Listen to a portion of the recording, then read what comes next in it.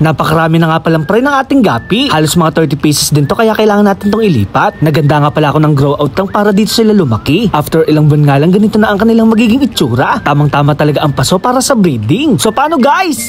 Tara!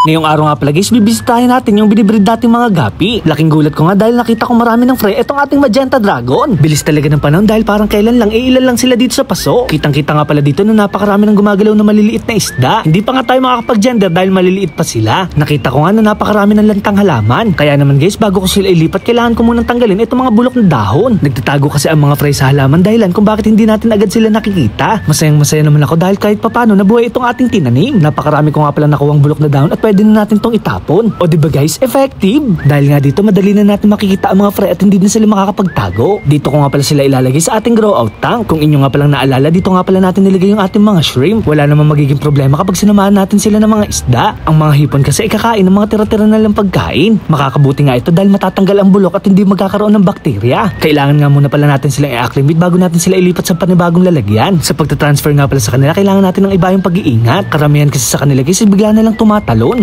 Resulta nga pala ito ng pagkasugat at pagkabali ng kanilang mga buto.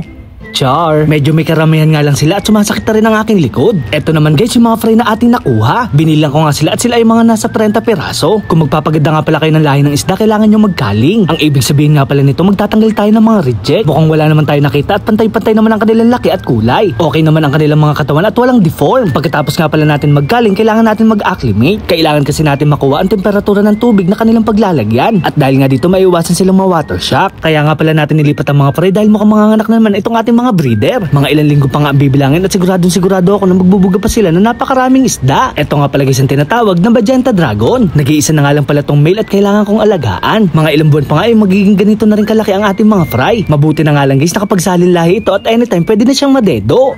Char, kagandahan naman sa ating mga paso ay kusang nagbabaw sila ng tubig. Makikita nga to sa bahagi ng katawan ng ating paso na medyo nagmumoist. Ginagawa nga pala natin to every 3 to 4 days. Kagandahan nga pala sa pasong ito kahit mainit ang panahon, malamig pa rin ang kanyang tubig. Nakakatulong din pala ang ating halaman para luminaw ang ating water. Bisitahin naman natin guys itong ating tuxedo ko short body. Konti nga lang pala ang binugang fry nito dahil isa lang ang ating breeder. Kasyang-kasya pa naman sila dito sa ating paso kaya hindi ko na lang sila ililipat. Hahantayin ko na lang sila lumaki dito para makapagpadami. Pagkatapos nga pala ng 30 minutes tapos na tayong mag-acclimate. Isasalin na nga pala natin sila ng handle with care. Dahan-dahan nga lang din pala ang pagbuhos para hindi sila malunod. Mga baby at bata pa kasi sila kaya hindi nila kaya ang kanilang sarili. Napakaganda naman nilang pagmasdan habang lumalangoy. Naglagay na nga rin pala tayo ng aerator. Dahil mga fry pa nga sila dapat mahina lang ang ating oxygen. Kapag malakas kasi ay maaaring ma-deform ang kanilang katawan. Makakalangoy na nga pala sila dito na maayos na hindi nasisikipan. So paano guys, hanggang dito na lang. Maraming salamat sa panonood. Paalam! Yeah!